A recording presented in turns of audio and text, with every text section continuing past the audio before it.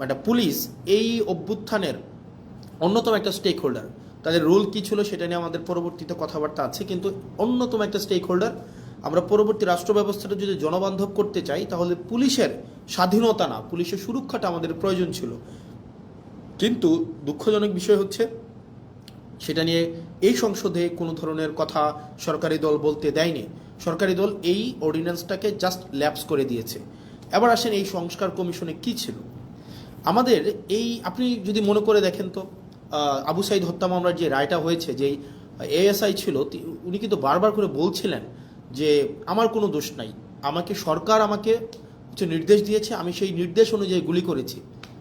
ঠিক সেটাই পুলিশকে নির্দেশ দেওয়া হয়, সেই নির্দেশকে লফুল নাকি আনলফুল সেটাকে অ্যাসেস করা কিন্তু পুলিশের পক্ষে সেটা সম্ভব হয়ে ওঠে না।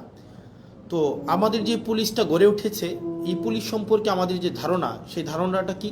সে পুলিশ হচ্ছে খারাপ, পুলিশ ঘোষ খায়, পুলিশ হচ্ছে দুর্নীতিগ্রস্ত, পুলিশ হচ্ছে চাঁদাবাজ, পুলিশের জমি দখল করে, মানুষের সম্পদ দখল করে বাসা থেকে উঠাই নিয়ে যায়। অর্থাৎ জনগণ এবং পুলিশের সম্পর্কটা এরকম বিরোধের একটা সম্পর্ক। জনগণের বিরুদ্ধে পুলিশের যে একটা চিত্র আবহমান কাল থেকে প্রতিষ্ঠিত করা হয়েছে, এটা আসলে রাষ্ট্রের জন্য কোনো সুখকর নয়। পুলিশ কিন্তু জনগণের বিরুদ্ধে থাকার কথা ছিল না। পুলিশকে যেভাবে ঘুষখোর হিসেবে উপস্থাপন করা হয়েছে, রাষ্ট্র যেভাবে পুলিশকে হাতিয়ার বানিয়েছে দমন পীড়নের, সরকার যেভাবে দমন পীড়নের হাতিয়ার বানিয়েছে পুলিশকে, এটা হওয়ার কথা ছিল না। সেজন্য এই অভ্যুত্থানের পরে আমরা চেয়েছিলাম যে পুলিশকে একটা গুণগত সংস্কার হোক। কিভাবে গুণগত পুলিশের এই সংস্কারটা হোক? সেটা হচ্ছে আমরা চেয়েছিলাম পুলিশের যে একটা অভিযোগ আছে, আপনি দেখেন পুলিশের বর্তমান পরিস্থিতি, পুলিশ হচ্ছে, আমি ব্যক্তিগতভাবে মনে করি রাষ্ট্রের সবচেয়ে নিরীহ যদি রাষ্ট্রের কোনো অঙ্গ সংস্থা থাকে সেটা হচ্ছে পুলিশ।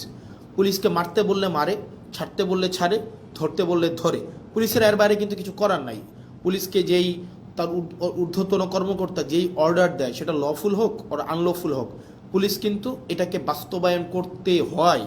সেই জায়গা থেকে আমরা চেয়েছিলাম যে, এবং পুলিশের কিছু সমস্যা আছে। যেমন পুলিশের 1 নম্বর সমস্যা হচ্ছে পুলিশ সারাদিন ডিউটি করতে হয়, মানে অলমোস্ট 24/7 ডিউটি করতে হয়, তাকে ওভারটাইম দেওয়া হয় না। পুলিশ, আপনি যদি রাজারবাগ পুলিশ লাইনগুলোতে যান বা বাংলাদেশের থানাগুলোতে যান, আপনি গিয়ে দেখবেন পুলিশ যে ধরনের অমানবিক জীবনযাপন করে, মানে পুলিশের যে অমানবিক জীবনযাপন, এটা মানে যেটা আনইমাজিনেবল, একটা অমানবিক জীবনের মধ্যে থেকে, এবং তার যে বেতন কাঠামো আছে সেটা নিয়ে কথা নাই বলি, তাকে ওভারটাইম দেওয়া হয় না, তাকে অলওয়েজ সিনিয়রদের যে অর্ডার, এটা আনলফুল হইলেও তাকে এটা বাস্তবায়ন করতে হয়, এবং তাকে এটা বাস্তবায়ন যদি না করে তাহলে তার পদায়ন, তার পদোন্নতি, তার ট্রান্সফার, এই সবগুলোকে আটকে দেওয়া হয়। এবং দুঃখজনক বিষয় হচ্ছে পুলিশ যদি সরকারের কোনো ইচ্ছার বাইরে যায়, অন্যায্যভাবে সরকার একটা অন্যায্য একটা অর্ডার করছে, এটার বাইরে যদি পুলিশ যায়, তার চাকরি অলমোস্ট ইম্পসিবল হয়ে ওঠে। এখন দেখেন পুলিশের এই যে ক্ষোভ, পুলিশের প্রতি যে এইসব অন্যায্য অবিচার করা হচ্ছে, তার পোস্টিং, প্রমোশন, পদোন্নতি সবগুলো রাজনৈতিক ইচ্ছার উপরে নির্ভর করা হচ্ছে। বাংলাদেশে পুলিশ যারা সরকারের যত বেশি পদলেহন করে, যারা সরকারের সবচেয়ে বেশি কাছাকাছি থাকে, যারা সরকারি দলকে সবসময় পৃষ্ঠপোষকতা করে, তারা ভালো পোস্টিং পায়, তারা ভালো প্রমোশন পায়। সেজন্য সরকারের লিগ্যাল অর্ডার করুক অথবা আনলিগ্যাল অর্ডার করুক, এই কারণে পুলিশরা সবসময় চায় সরকারের মনোরঞ্জনের মধ্য দিয়ে ব্যস্ত থাকতে। এখন এই যে পুলিশের যত অভাব, পুলিশের যত প্রত্যাশা, পুলিশের যত চাওয়া পাওয়া, পুলিশের যত ক্ষোভ, এগুলা নিরসনের জন্য এই গভর্নমেন্ট একটা কাজ করেছিল, মানে ইন্টারিম গভর্নমেন্ট, সেটা ছিল পুলিশ গ্রিভিয়েন্স রিএড্রেস প্রোগ্রাম হাতে নিয়েছিল। অর্থাৎ পুলিশের ক্ষোভ নিরসন করা এবং ন্যায্যতার ভিত্তিতে পুলিশের যে প্রয়োজনগুলো সেগুলোকে নিশ্চিত করার জন্য পুলিশ গ্রিভিয়েন্স রিএড্রেস প্রোগ্রাম হাতে নিয়েছিল এই সংস্কার কমিশনে। অথচ বিএনপি সরকার সেটাকে বাতিল করে দিয়েছে।